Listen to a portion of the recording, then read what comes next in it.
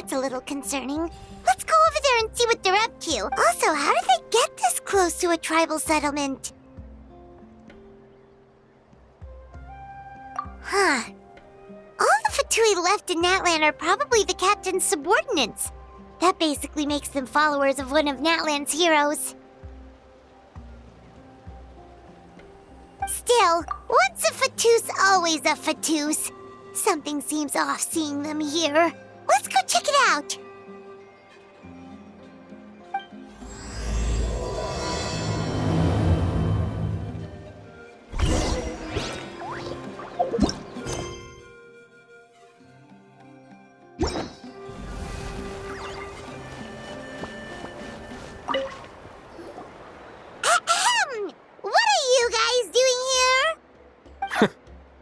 Following orders. If you have a problem, take it up with our employer. Hey, what's with the attitude? Can the Fatui even work for a private employer? This is Grudok. I hired him to be my bodyguard in Natlan. As you can see, he's not the sociable type. I'm sorry for any offense. My original plan was to hire someone from the local tribes, but a priest recommended Grudok and his squad. I was told they were capable fighters and had the time to spare, so they fit the bill. It seems like the Fatui's reputation in Natlan is quite positive. So that's what happened. Then you must be from Fontaine? Precisely! Montluçon, at your service. I work in the publication business. And you two... Wait. You must be the traveler and her fairy companion. Oh, you know us? A golden-haired traveler with a floating companion. There's no mistake. Your exploits in Fontaine have all the makings of a best-selling series. I'd be a failure of a book merchant if I couldn't recognize you.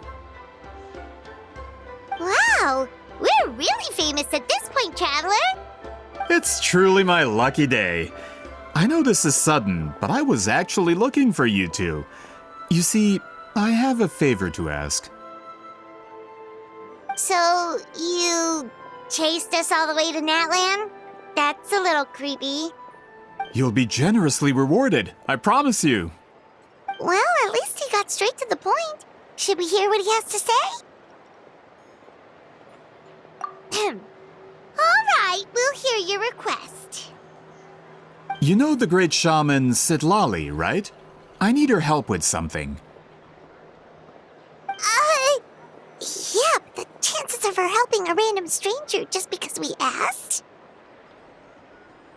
Yeah, see, Lolly really doesn't like dealing with strangers. I heard about that from other members of her tribe. But they told me if one person could convince her, it would be the golden-haired traveler. If you manage it, I'll even double your pay. Oh yeah, we should definitely get to the bottom of that first. It's kind of a long story, and there's tribal history involved, so you should hear it from an expert. Alie, if you could. Of course. I don't often have an eager audience for this kind of thing. Nice to meet you. The name's Alie. I'm a researcher from the Fontaine Research Institute. Unlike most researchers, I have a keen interest in ancient ruins. That's why I was invited to join Monsieur Montluçon's team.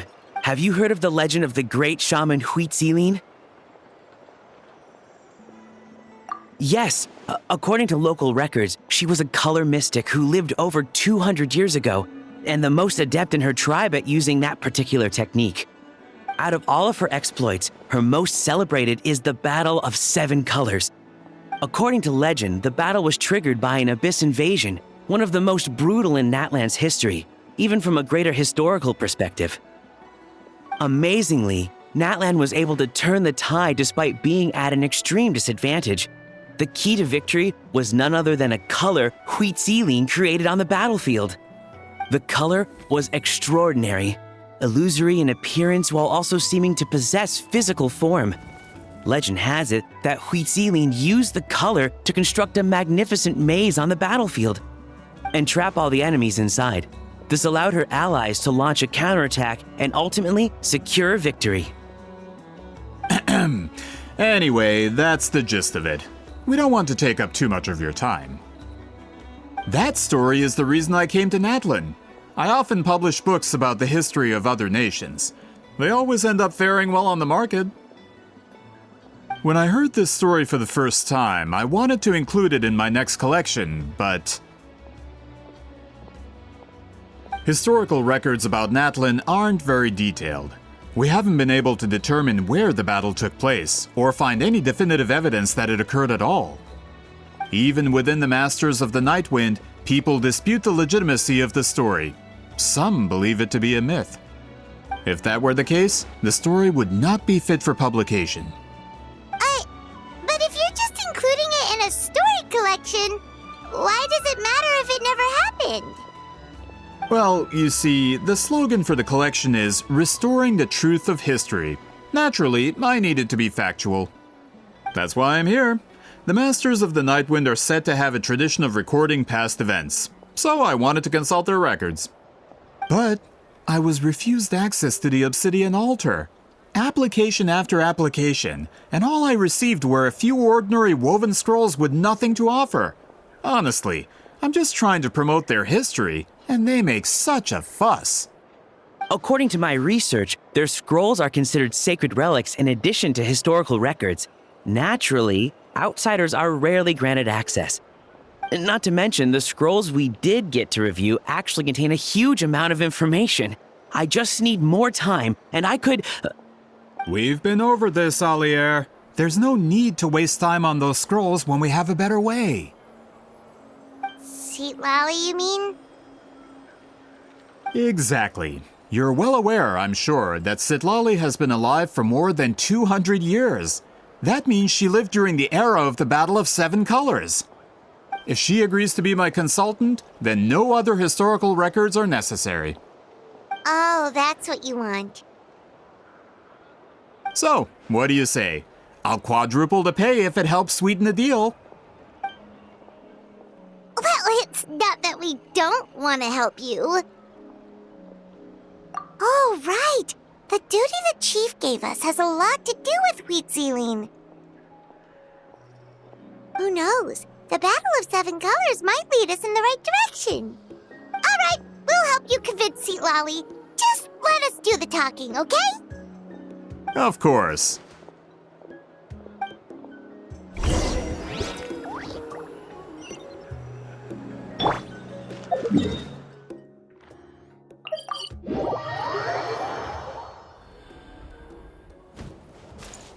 Burn it down! Try and stop me!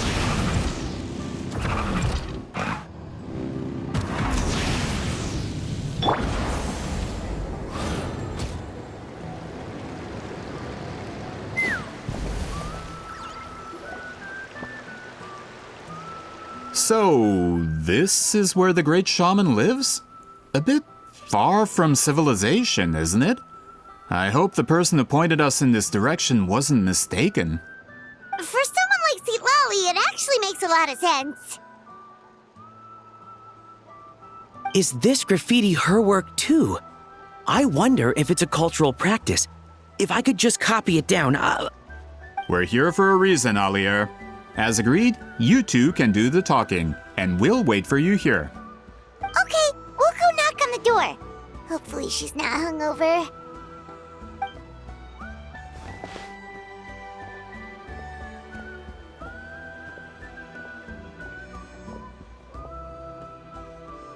Seat Lally? Are you there? We need your help with something! Oh, no response. Maybe she's not home.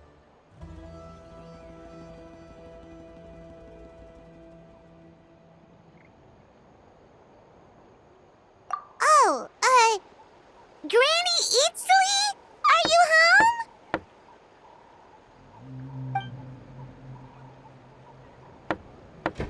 Hey, kid! If you're here to challenge me, book an appointment first!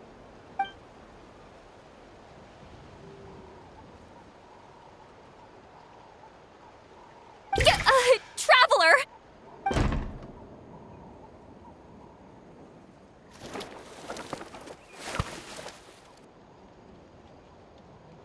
Looks like we came at a bad time. Are you still there? Just come in. We can talk inside. Well, at least we didn't get turned away.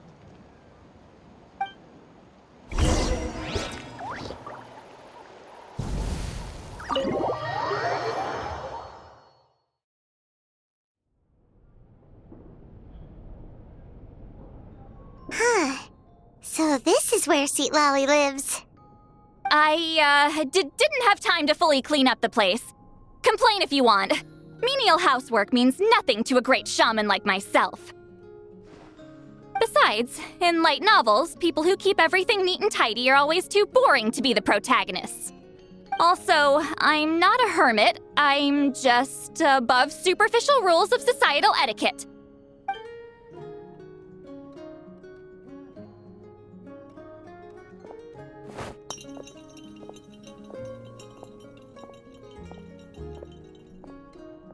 She sure does care a lot about what we think of her.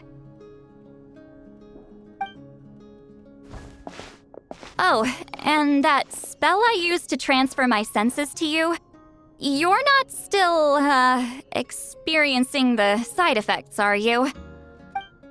It's my duty as a great shaman to check that kind of thing. Oh, you mean when we could hear your thoughts? Nope. It's been so long, we don't have to worry about that anymore, right? Then why do I hear the traveler's thoughts in my head? What?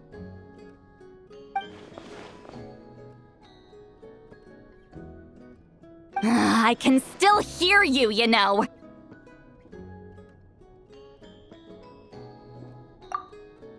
Don't bother. I'll find a way to fix it. First you hear my thoughts, now I'm hearing your thoughts. It was just a simple spell. I use it on you, and now it's on the fritz. Forget it. Just tell me why you're here. Well, someone asked us to ask you to be their consultant. They have questions about the history of Natlan. So they asked the hero of Natlan to put in a good word? Sounds like they know I don't usually trouble myself with other people's problems. The pay is really good.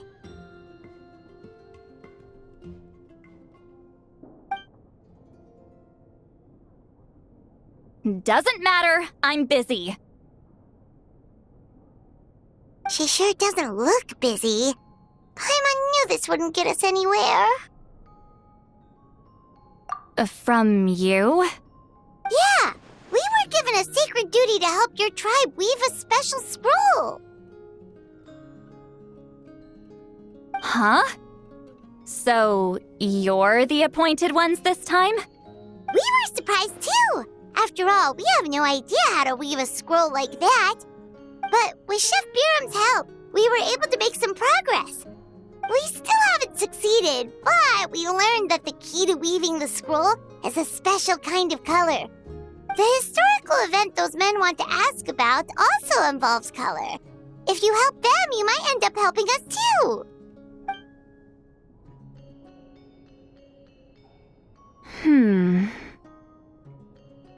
She's giving us that face again.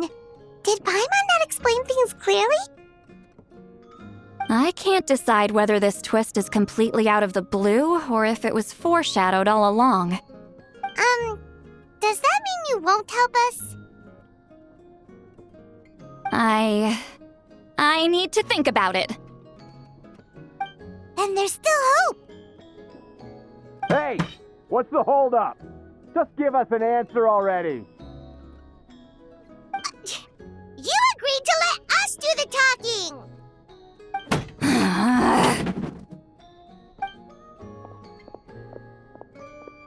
Seat Lolly.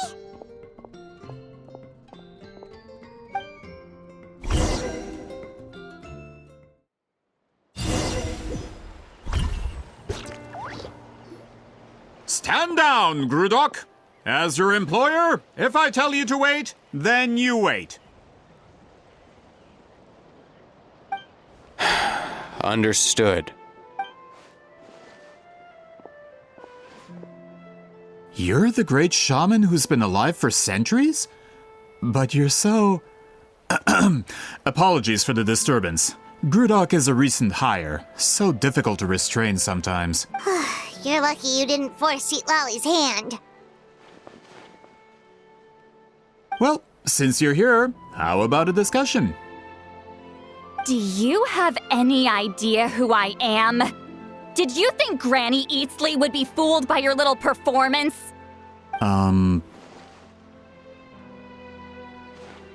I have no intention of speaking to you. Your recent hire interrupted me right as I was about to make an important decision.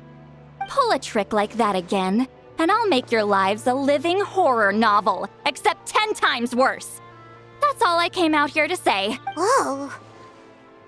Traveler, we have a discussion to finish. You live up to your name, Granny Itztli. I apologize for the offense. I'm just surprised the Battle of Seven Colors didn't pique your interest. You're investigating the Battle of Seven Colors? Ah, the Traveler didn't get to that part? Yes, I thought the Traveler could help me convince you. But, if I'm not mistaken, you have a personal interest in this matter, don't you? I heard that the great shaman Huitzilin was a friend of yours. You two must have been close. If I can resolve the controversy and prove the battle took place, I'll include it in my next collection. Then, all of Tevat will learn the truth. With your support, your friend's heroic deeds will once again be known throughout the land. Inspiring, don't you think? If this is really about that duty, then... fine. I'll help you. I'm honored. Save it. I agreed to help the Traveler, not you. You'll just have to leech what you can. Well, at least she agreed to help.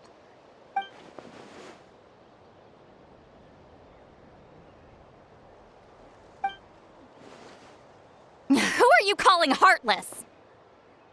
Not a problem. I always planned to work with the Traveler. So, did you directly experience any events of the battle? Do you have any idea where it took place? Can you think of any relics we could use to prove it? Talk at me, why don't you? Fine. No, no, and no.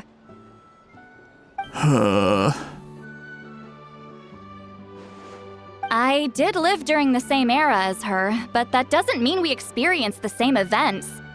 I've lived a long time, but I'm not a walking encyclopedia. You decide the angle of your investigation, and I'll provide answers if I'm familiar with the subject. All right. Even if you didn't witness the battle yourself, you still lived through that era. Your insights are very valuable. Alier, you had an idea about where to start, yes? Oh, well, my plan was to consult the members of the tribe in charge of recording history. Then, let's start there. Traveler, what do you say to officially working together? After all, it appears I can only get Miss Sitlali's help through you.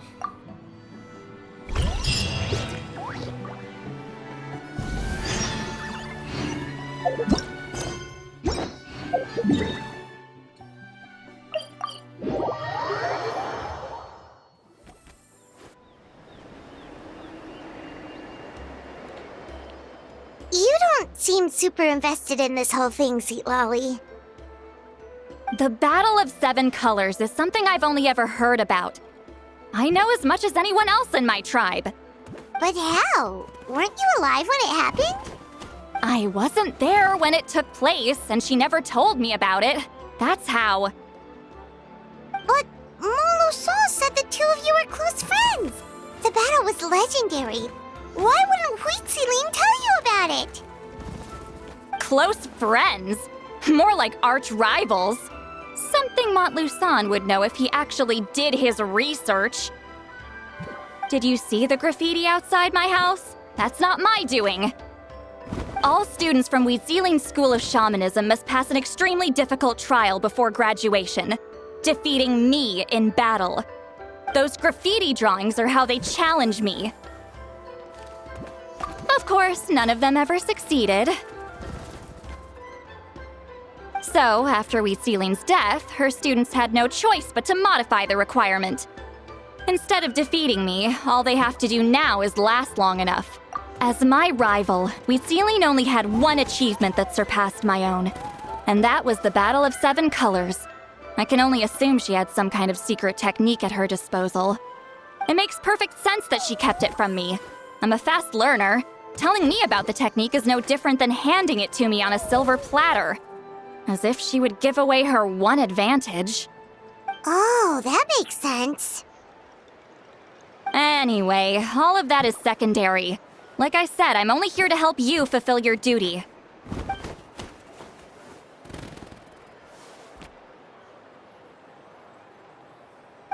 Don't misunderstand. This duty is important for my tribe, too. A great shaman should do her part to see it done.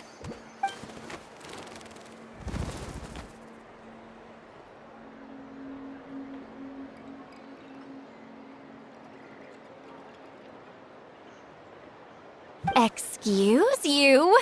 I fail to see what housekeeping has to do with my duty as a shaman.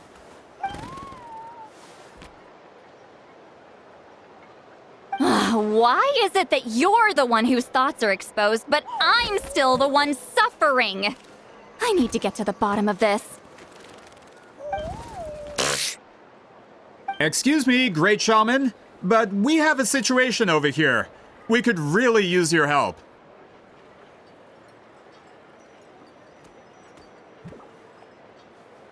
Okay.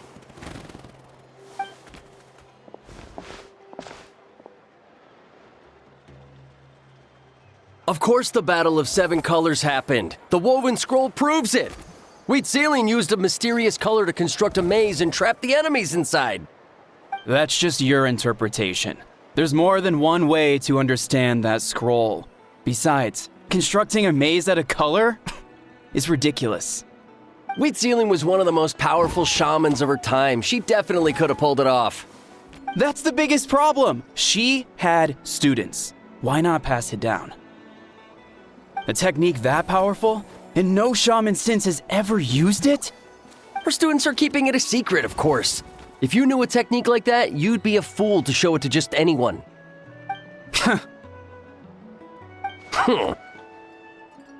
Oh, I didn't mean to cause an argument. I just wanted to ask, is there anything we can use to prove the battle took place? Of course it took place. Why would you need to prove it? You'll have to excuse him. Some people in our tribe insist on clinging to outdated views of history. I'd give up now if I were you. It only gets more ridiculous from here. Please don't fight. Wow, so the battle really is controversial. Am I the outdated one? Kids these days can't find anything better to argue about? These arguments are precisely why I hesitate to include this story in my collection. Neither side was able to offer anything useful. What should we do?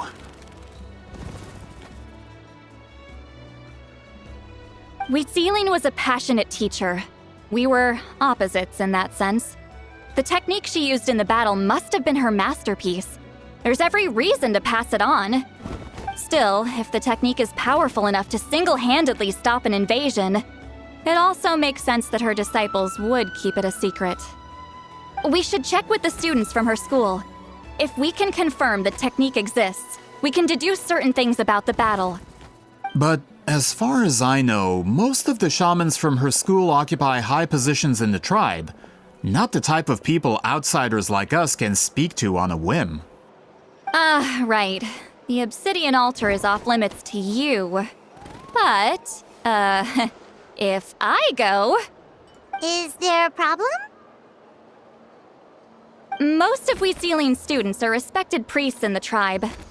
But that means they had to go through me. Or try, at least. I, of course, humiliated them from a young age. Those who hold the position now are the ones who lasted long enough before I wiped the floor with them. If I show up without warning, they'll run for dear life. That's not gonna get us any answers. Yeah, Paimon can see it now.